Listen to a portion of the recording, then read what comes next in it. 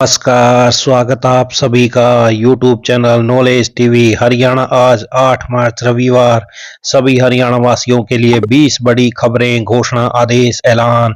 क्या है पूरी अपडेट, आइए देखते हैं। हरियाणा की हर छोटी से बड़ी योजना, घोषणा, आदेश, निर्णय, मौसम, सभी की जानकारी एक ही वीडियो में मिलने वाली है, तो चैनल को सब्सक्राइब जरूर कर लें। तो चलिए देखते हैं सभी हरियाणा वासियों के लिए आज 8 मार्च 20 बड़ी खबरें, घोषणा, ऐलान। पहली बड़ी खबर हरियाणा बुढ़ापा पेंशन को लेकर हरियाणा विधानसभा के बजट सत्र में प्रश्नकाल के दौरान विधायक उमेद सिंह व निर्मल सिंह ने बुजुर्गों की पेंशन कटने का मुद्दा उठाया।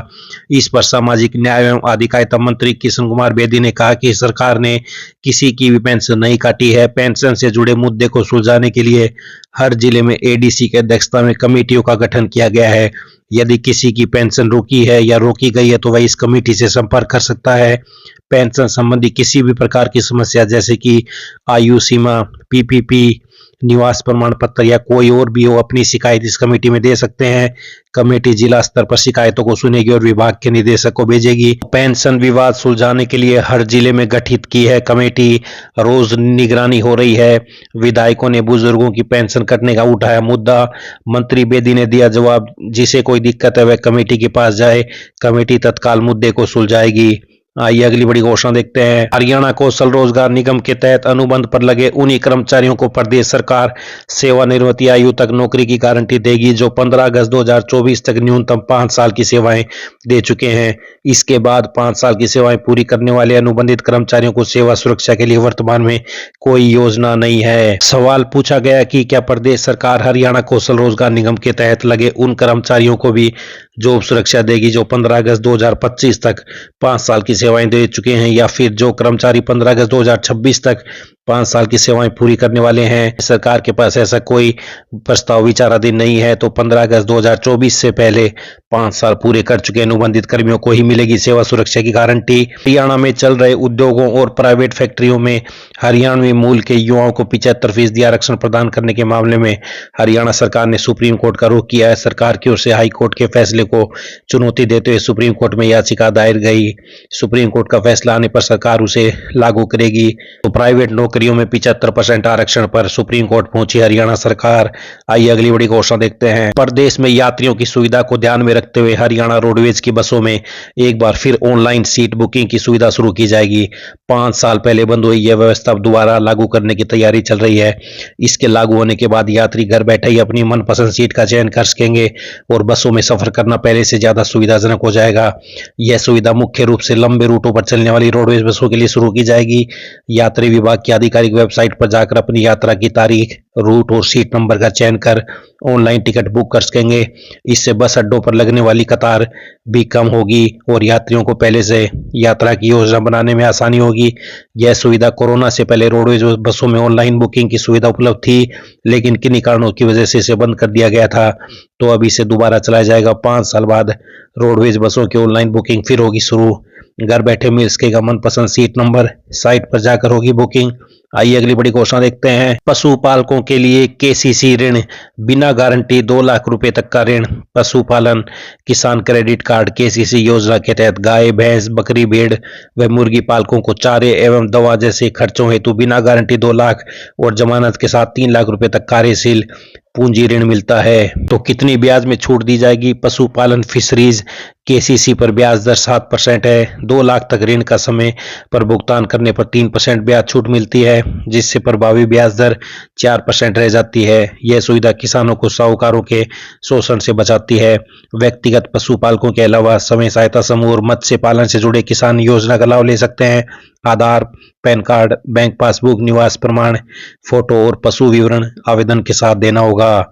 तो ये बड़ी अपडेट। नजदीकी बैंक शाखा सीएससी या पैक्स में आवेदन फार्म व दस्तावेज जमा करें। बैंक सत्यापन के बाद क्रेडिट लिमिट तय करके कार्ड जारी कर देगा, जिससे आप जरूरत के अनुसार राशि निकाल सकेंगे। ये बड़ी योजना। आइए अगली बड़ी घोषणा देखते हैं। हरियाणा में गन्ना उत्पादन के घटते रकबे को लेकर प्रदेश सरकार चिंतित है।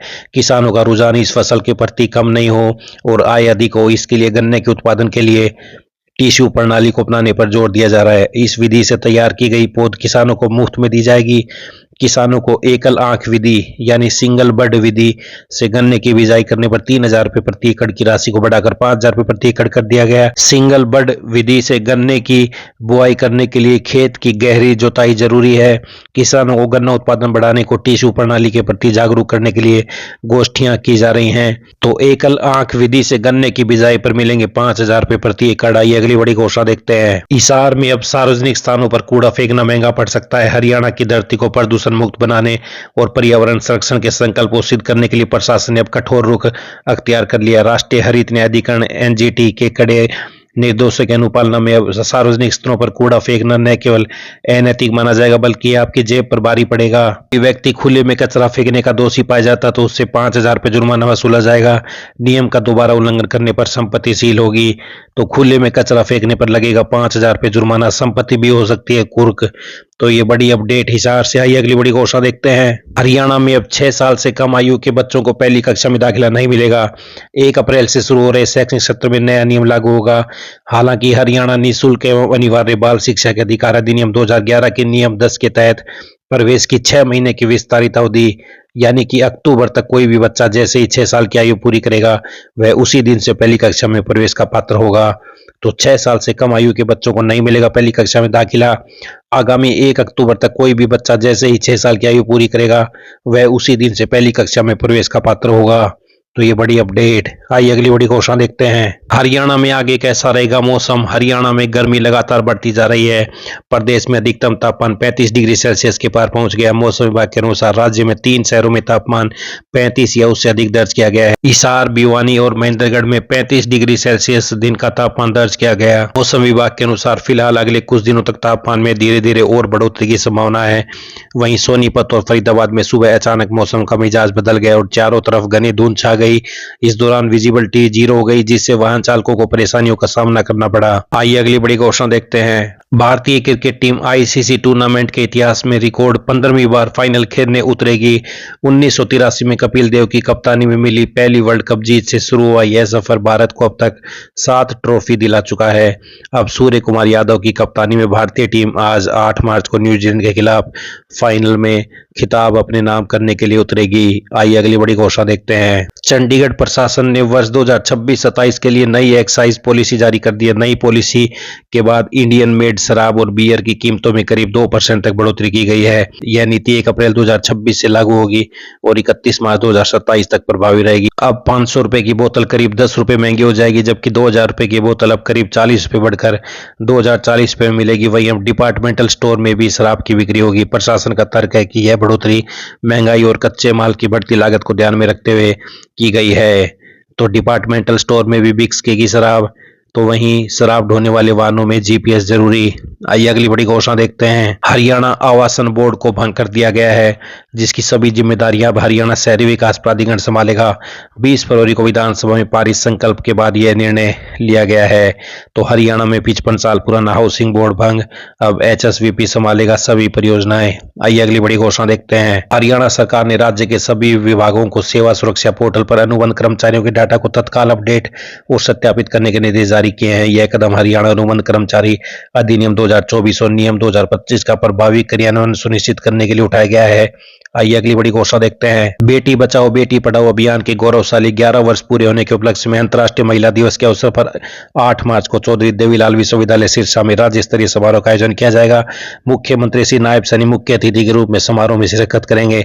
समारोह के दौरान विभिन्न क्षेत्रों शिक्षा, स्वास्थ्य, सामाजिक सेवा, खेल और अन्य क्षेत्रों में उत्कृष्ट कार्य करने वाली महिलाओं को सम्मानित किया जाएगा। आइए अगली बड़ी घोषणा देखते हैं। हरियाणा वासियों के लिए बड़ी खबर, अफवाहों पर ध्यान न दें, सतर्क रहे।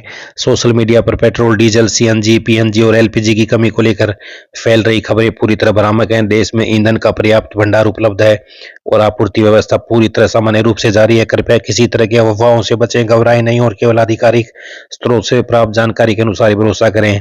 सही जानकारी साझा कर जागरूकता बढ़ाने में सहयोग करें। तो ये बड़ी अपडेट। आइए अगली बड़ी घोषणा देखते हैं। अंबाला छावनी में 58 करोड़ से बिछेगा 89 किलोमीटर लंबा storm water pipeline network. Storm water drainage system के तहत अंबाला छावनी में जल निकासी व्यवस्था को बेहतर बनाया जाएगा। इसके तहत BC Bazaar, Lal Kurti, Tribune colony, Govind Nagar housing board colony, Subhash colony और कस्तूरबा कॉलोनी सहित कई क्षेत्रों में पाइपलाइन डाली जाएगी। तो ये सभी हरियाणा वासियों के लिए बड़ी खबरें, घोषणा, आदेश, ऐलान, पल पल की अपडेट आप सभी को मिलती रहेगी। चैनल को सब्सक्राइब जरूर कर ले। मिलते हैं अगली बड़ी घोषणाओं के साथ, तब तक के लिए बहुत बहुत धन्यवाद।